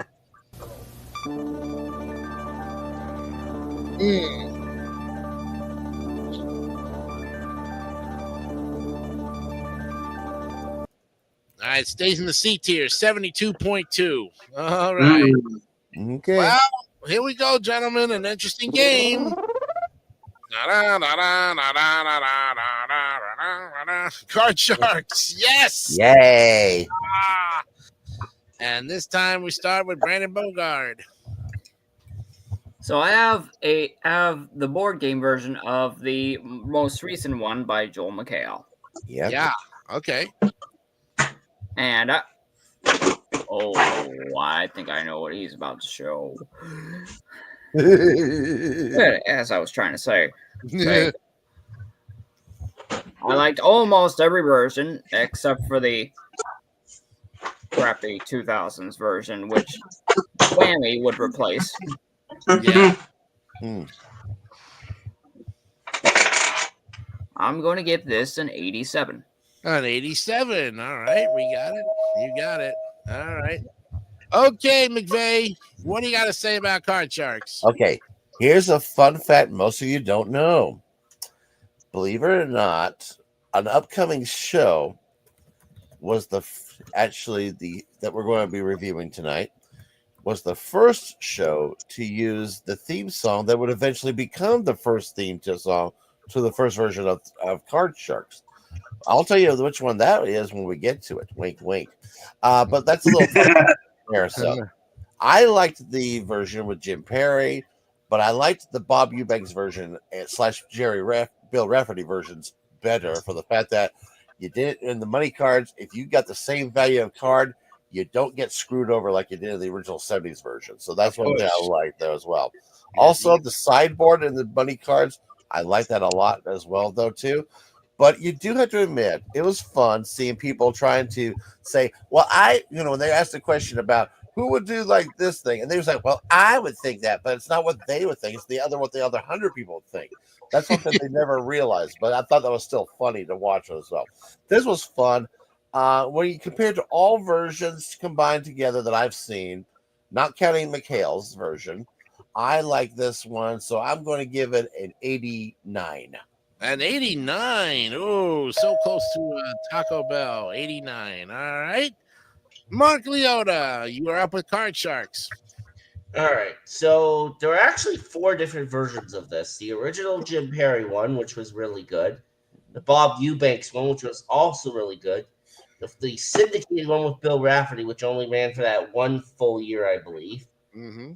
But that one was still pretty good. And then there was also that 2001 version, which completely changed the formula entirely, and that's probably why it didn't last very long. Nope. So, taking that 2001 version out of the equation, it was actually very good. I do have 2 board game versions of this, the Joel McHale version as well as the classic version. Now, the classic version board game I have has the logo from the 2001 version, but that board game itself, thankfully, is the classic best 2 out of 3 gameplay. Yeah. Good. So I guess that's a good thing. So, I'm trying to be mindful of the time here. I do apologize. I'm going to give this a 96. 96. There you go. Well worth its time there. All right, Mr. Hawking, where does Card Sharks rank on your list of game shows? Oh, and get ready for the sound. Yeah. I knew it. There we go. I knew it. Yeah. And Big cards. Ta-da! Nice. Sweet. Yep. and for that, 100. You got it. There it is. That was an easy one. Very much so. We knew where he was going with the show and tell here, right? Mhm. Now, folks, come on here. I grew up with this show when I was in diapers, man, and I was so sad when Perry's version went off the air. Happy when Bob Eubanks' version came on. Was really happy for Rafferty's version, even though it lasted one season because we got to see the car game. But what I did not like about Eubanks' version was the second bonus game. I didn't like that. Getting rid of the jokers and just trying to go with the based on the 10 people in the audience. Oh, I like the 10 people. That was fun. Yeah, but a lot of people did not win, and making it even harder to, the 7 cards with the jokers. At least you had a 1 in 7 or 2 and 3 or 2 or 3 out of 7 chance of winning. Yeah, that's true. But in this second format, that's why it killed the game again. They added on the Eubanks version. They added the code educated guess, of course. Well, the educated guess I was like a great question. That And was a the good 10 idea. and then the 10 people in the studio audience, which they polled, which I like. Yeah. But you I like bonus that round to version. try to win that car. Again, jump the shark and you tinker the bonus round and you screw it up. Now we won't even talk about that 2001 flop. Yeah. But the McHale version, at least it's stuck to The the classic classic theme. The only thing I did not like is that McHale was too lazy enough to go up there and turn the cards himself. He had to get dealers. The dealers were turning the cards. He just Yeah. The only actually Perry never. Oh no, wait, it was only during the money cards when the host would have turned them as well there. right, but McHale, all he did was stand at his podium and pretty much ask the questions. And Yeah, Everybody I else, didn't even think did Mikhail really have a podium? he did. Yes, there was a podium filled with yeah. and from what I remember, the bonus round on the Perry version was only the money cards, no additional games after. That's right. That's right. exactly. Yeah. But I mean, all the other hosts they turned over the cards except both Bullard and McHale. They didn't turn over the cards. They had their dealers do it. And Yeah. a fun fact: in the entire history of both the NBC and CBS card sharks combined, only one person maxed out the whole thing, which was Norma Brown. I remember those episodes. Yeah. We're seeing that there. The shoot the works lady. From Japan, yeah. Yeah. Let me tell you something. Like I said, I'm running out of time, so it's not 100, but it is definitely 98. Cool. Oh, I'm telling you, I was that close, right, Andrew? I was probably down to 50, like. only 15 seconds left. Only 15 seconds left. All right, well, let's get to the average here. Oh. Yeah.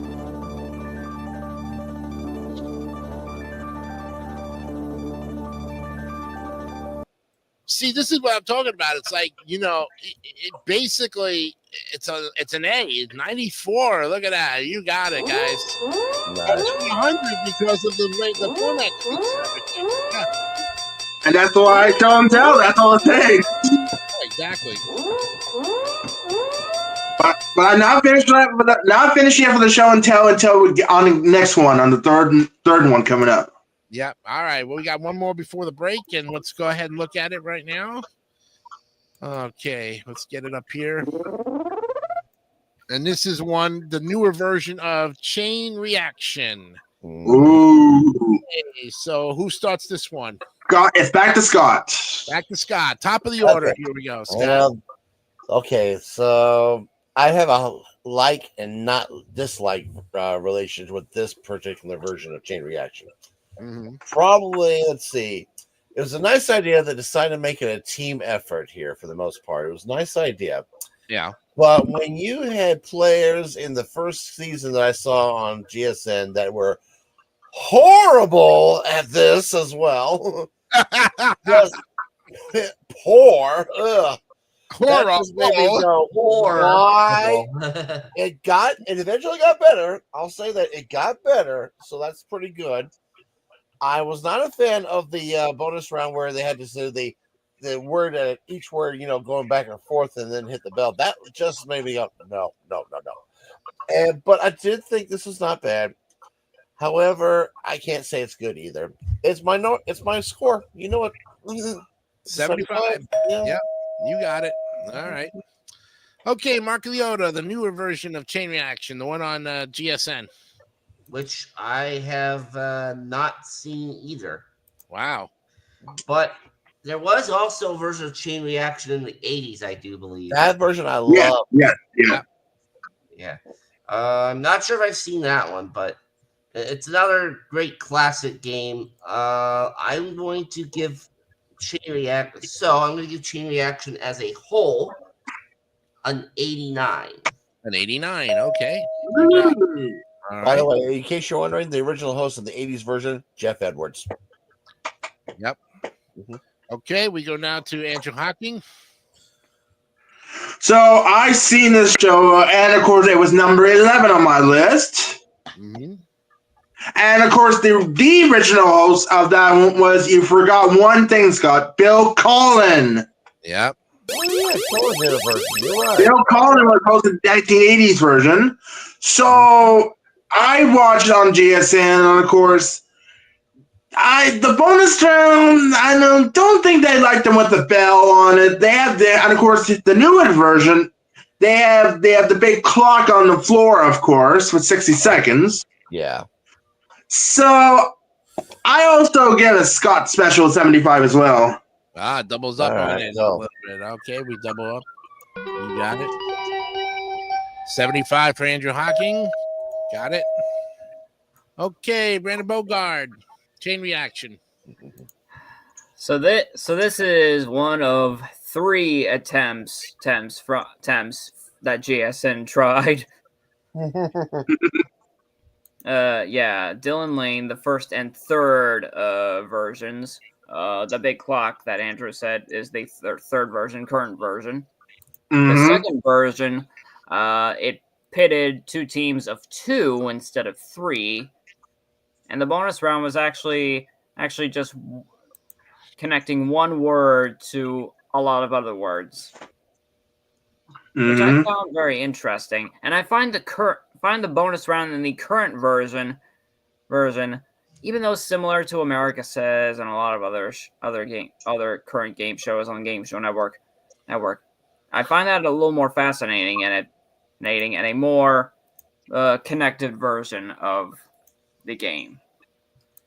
So based on all those 3 GSN versions, which are the only versions of the show I've seen, I'm going to give this a 94.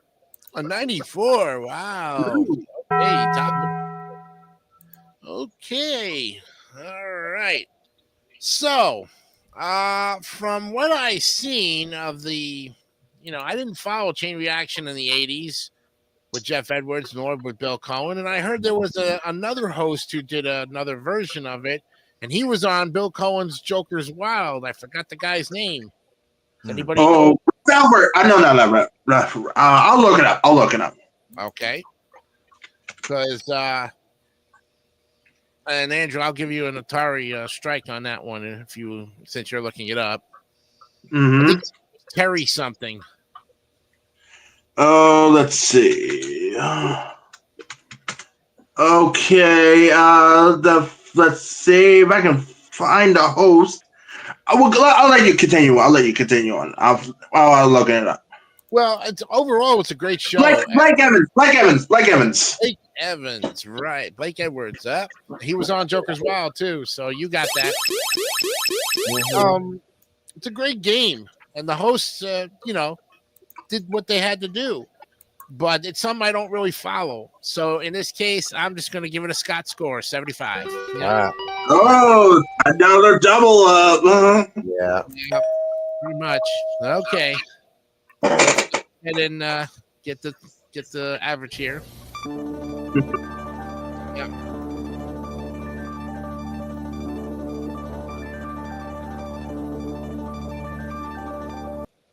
This one's going in the B tier, actually, 81.6. Ah. Okay, final half hour break. Let's go ahead and get some more questions.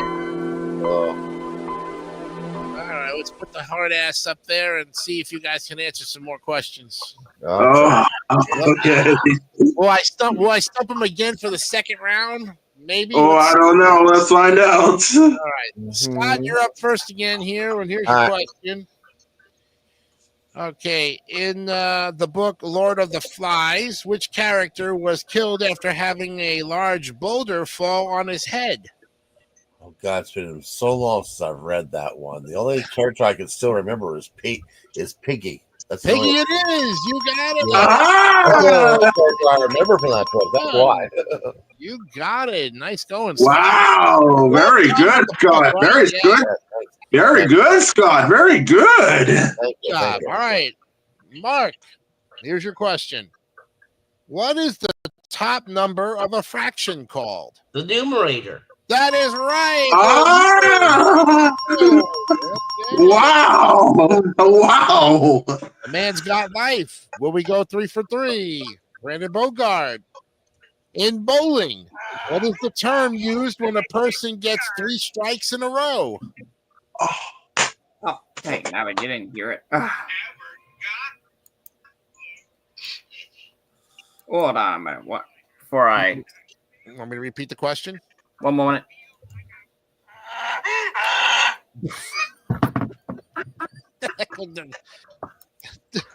Well, it's hard ass, so. Yeah. Okay, now go on. with the Okay, question. so to repeat the question, in bowling, what is the term used when a person gets 3 strikes in a row?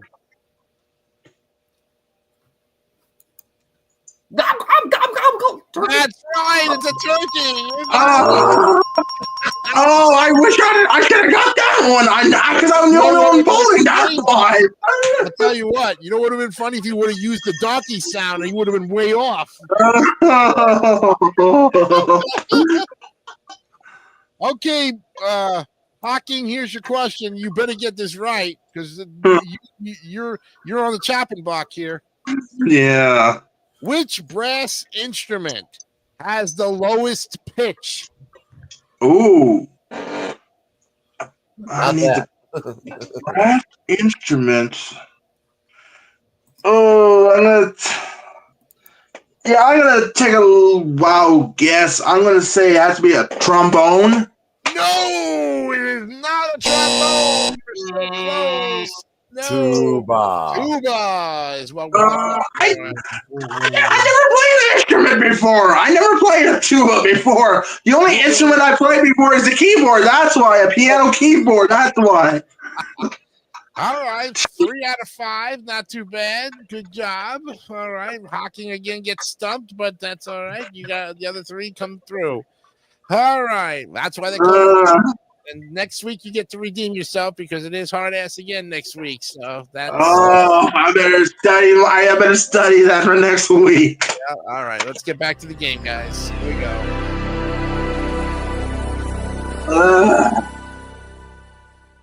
Okay. All right, we're continuing on where we left off. Let's go to the next game here.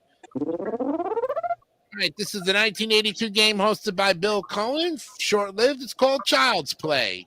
Yay. This time we go to Mark Leota. Yeah, I've heard of it, but I have not played it or not watched it. Mm-hmm. But Bill Cohen is a terrific host. Yep. So I'm going to give this one an 80 on the dot. 80 on the dot. Okay, we'll put that in for you. 80, and you got it. Andrew Hawking, you're up with Child's Play. Well, that game show has been on my list and number 14 on my list. Way down there, yeah. Yeah. So, and of course, they have different versions. In the bonus round, you have to pick which one the answer is A, B, or C. And the different version, they have 5 kids on the podium. They have to give you clues, and if they have to figure out the answer of that. So for that, I will get this one. I'm liking double number. I like double numbers. I'm gonna go with. I get that 77. 77, okay. A very high C, okay. Brandon Bogard, Child's Play. So I do remember this in my early childhood years on the Game Show Network. Mm-hmm. Watching this, and the kids were not really on the podium. They were just being interviewed wherever they were. Right. Yeah, One of them was invited for just being too darn funny. Yeah.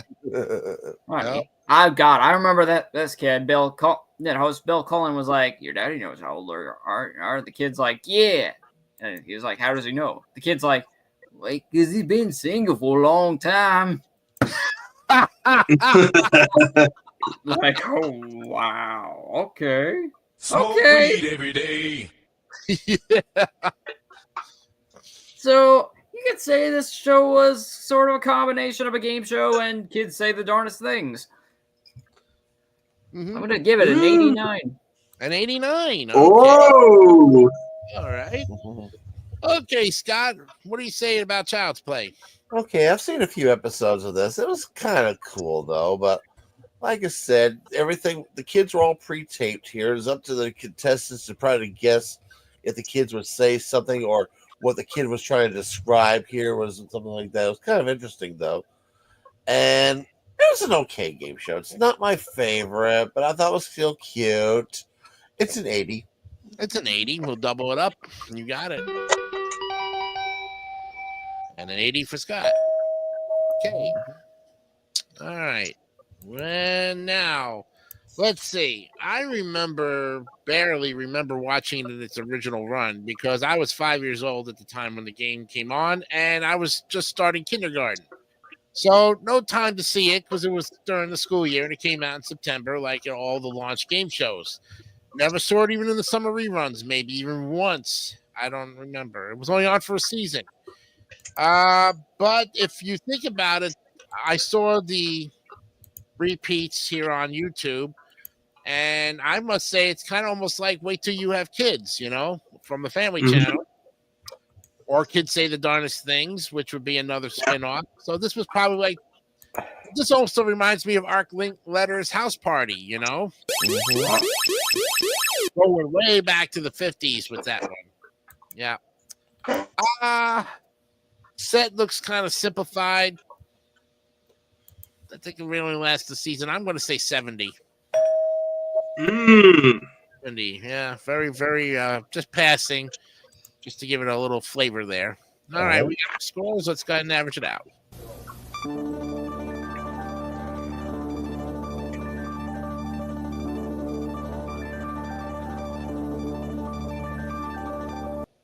$79.2, gentlemen. Another C there for you. Okay.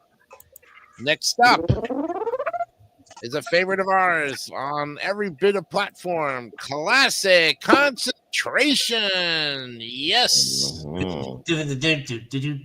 Behind these numbers is a puzzle. Yep. The Rebus You puzzle. solve it? Andrew, I think you're up on this one, right? Yep. Yep. All right. And of course, another show and tell.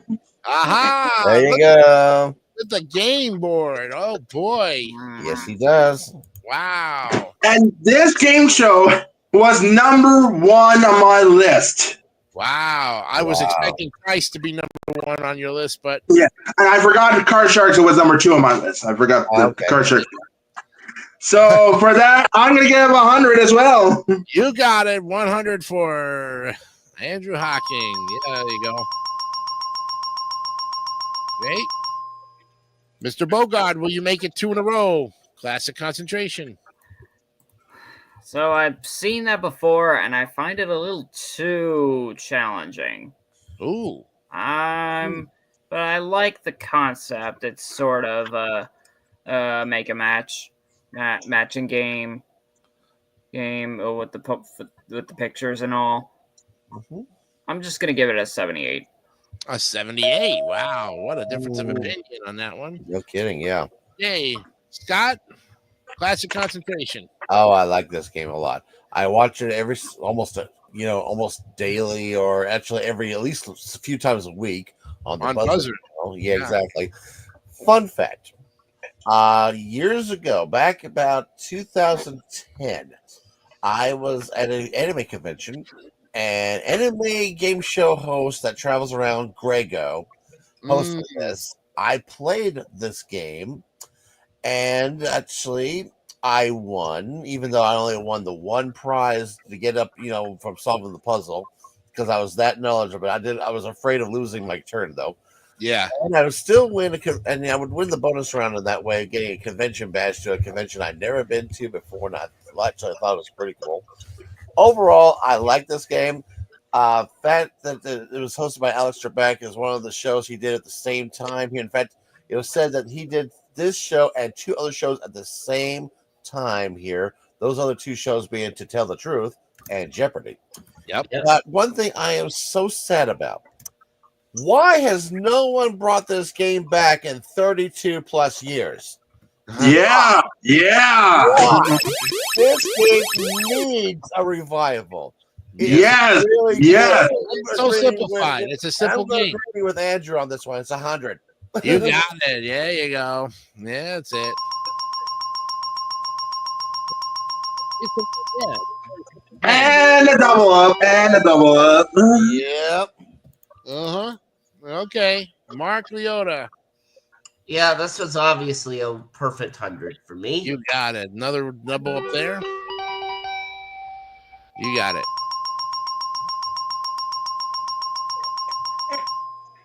Yeah, I have to agree with all you guys who give it 100 there. This is just a simple game of memory matching. I love the pilot hosted by Orson Bean. Aha, yeah. Yes. Yes. That Orson was Bean. different. Instead of, just a little fun fact for that one, they instead of prizes, they were trying to match phrases. Yeah. Phrases. Yes. Yes. Phrases. Yes. Yep. That was interesting. And I love the way Orson Bean just kind of joked on every one of them. And he had fun. Yeah, it was He fun. had And fun. they have the usual 3 wild cards. They have the usual 3 wild cards. And it was the same software they would eventually use for Classic Concentration for the boards. Same music too was for the pilot. Exactly. Yeah.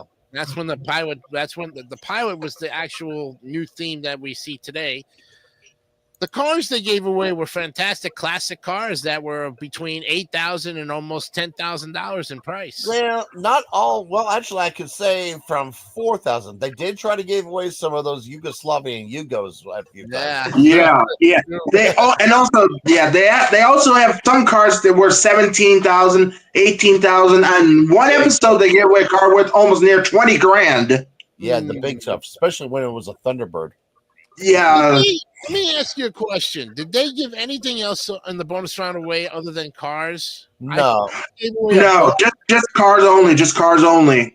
but they did also have a tournament of champions. So the winner of that Yes, tournament also that got too. big money That as too. well. That too. That that's too. true. You're right. Well, hey, 100 for you. Yeah, it's a double up for me on that one.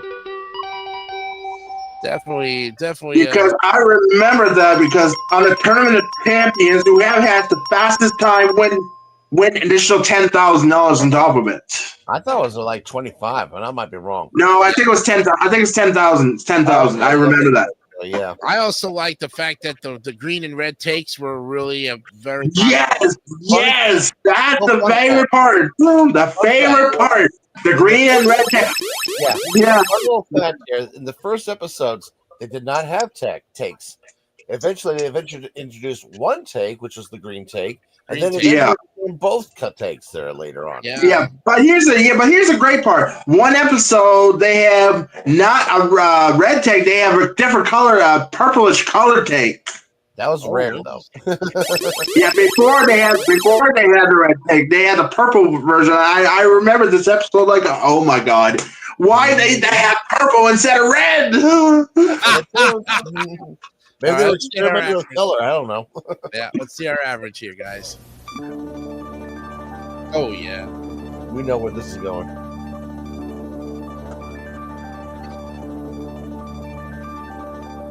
Yeah, it's right up there with the A's. 95.6, another A. Look at Oh, another.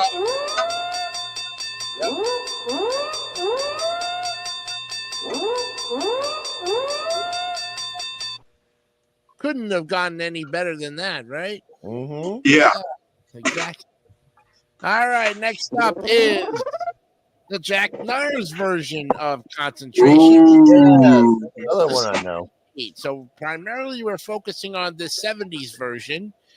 And this time we'll begin with who are we going with? Brandon Bogart. Yeah. At least with the classic Concentration, I began to understand the bonus round, and that had a very good bonus round. Did I see the bonus round for this one? No. Plus, from what I read, I don't know. Is it really the same? There's it's different. Oh, there's a huge difference in bonus rounds. I'll tell you during my explanation. Yeah. Well, I prefer the one with the classic one, so I'll just give this one 73. 73. Okay. All right, Scott. Now give us that explanation about. Okay. Well, actually, before I do that, I want to mention this was the harder version of the game. And actually, instead of 25 numbers, they had 30. just like it was in the 60s. Oh. So that in the 60s version, hosted by Hugh Downs. Let you know that, right? Mhm. Now, one thing I liked was there are some things. Now, if you got a take, you immediately took a prize. You did not get anything to hold onto it. They're also the ones where you had to give up a prize at times. So that was kind of interesting little matches as well. Yep. The games were interesting. Bonus round, kind of interesting. It was called the double play. In this one, you would have 10 seconds to try to solve 2 Rebus puzzles, though. Now, if you got one, you got $100 cash added to whatever you win in the main game. But if you got 2, then you would also win a new car with about $2,000 or $3,000 back then. It was neat. It was kind of fast. I love the fact that before they actually showed the puzzle to the contestant, they showed the answer to the home audience, so they have an idea. Okay, well, this is what it actually says, though. So there you go. Mm-hmm. It was a little interesting. Also, I love the fact that some of the prizes were actually small stuff. We're talking like cases of macaroni, diaper white, stuff like that. So, so it's kind of hilarious. I saw rice-a-roni up there one time. and finally, one thing I love, if they had enough time, they also did their money game where they would have different money amounts from different countries that you would try to match up. Yes, I like that too. I just wish that this would have had more episodes on Buzzer, which thankfully they still show on that channel. I like this. It's not as great as Classic Concentration, but it's still a good 93. 93. All right. Okay. Yeah, righty. Mark Leota, you're up. One last thing I forgot to mention. Because they had the hydraulic boxes, you can hear the little as they move it, the hydraulic. But that unfortunately means there was all these ugly gaps when trying to solve the puzzle. But there you go. Yeah. Okay, Mark. Okay. Jack Nars's version of Concentration. I've seen the classic Concentration version, but I don't think I've seen the Jack Nars version. Mm-hmm. But I guess it's a pretty good version. I mean, the 30 squares obviously would make it a bit harder, but that would also make for a bit lengthier puzzles, though, I would think. They would, yeah. Yeah. All right. I'm going to give this one a 91. 91. All right. Okay. Andrew Hawking, 70s version of Concentration. So I saw that on Buzzer, of course. Yeah, almost gonna say. But the one thing you forgot to mention, Scott, they had special squares like free look and bonus number. Yeah, those were great though. Because if you got matched the bonus numbers, you actually would get an extra number. Yeah, because if they reveal once it's free look, they get the free look of the part of the puzzle and. And if you selected a bonus number, instead of 2 numbers, you get 3 numbers on your next turn, of course. I love the fact that you hold that bonus number until you absolutely needed it. That's what nice. Yeah. So, and of course, the double play round, the bonus round, kind of like it, but they need a little more touching on that one. 75, Scott Special. Scott scores 75, yeah. Okay. Now, here's something you guys have not even picked up on, and I would have thought you picked up on it. First of all, the opening theme is fantastic with the dancing letters, Oh yeah, the beginning of the beginning, of course. That theme music was as classic as 70s as you can get. Yeah, very classic style, yes. And also, too, I don't know if you noticed, too, but also they used some of the themes from The Price is Right, especially to, describe the car and everything else. Johnny Olsen, I think. Johnny Olsen was on it. Right. That's right. And, but they used some of those car cues and descriptions from The Price is Right. Because it was all marked. Yeah. That's right. So they borrowed some of those in the later years between 76 and 78. Yeah. And there's one more thing also, too, I think you also forgot to mention. There was some mirrors back behind that car. Oh, yeah. Of course. The stage more depth, Yeah. It was. You know when Jack was walking in because his reflection was right there. Yeah, pretty much. I Well, give also, this I forgot one. one other thing. Sometimes even the contestants would be walking into the podiums. That's right. They walked in. Yes, they were not stationary at their podiums. They walked in, and then Jack walked in on the other side. You're right That's about right. that. For like I said, for the time being, I'm going to give this one an 87. An 87. Okay, all Yeah. right. Oh, I like it. Okay. Let's get the average here.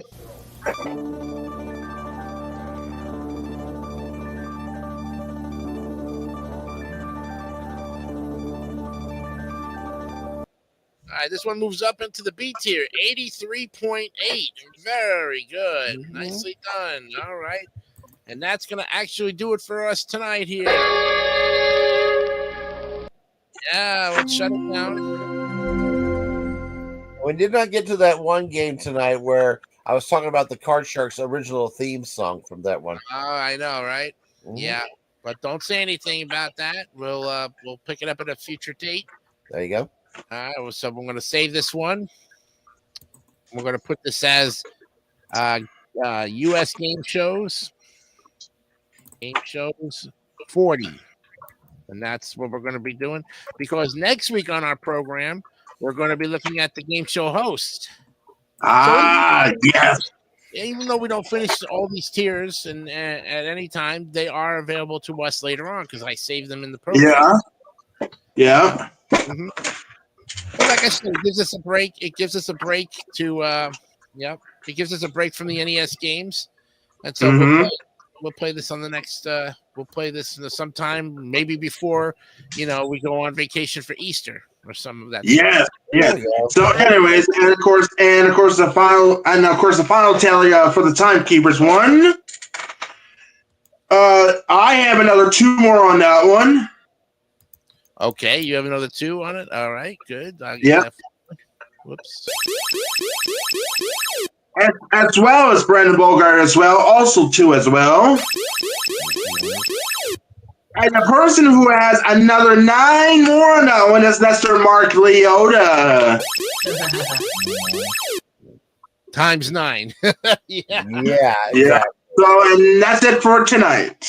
That's it for tonight, and I'm going to spare you guys. You don't have to answer any questions for this final one. That's it. Okay. Oh, thank goodness! Thank goodness!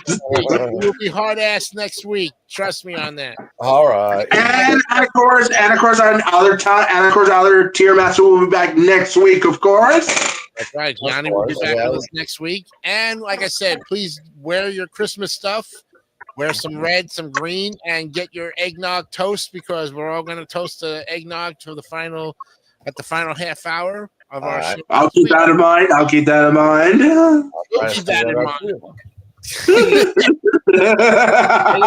To drink.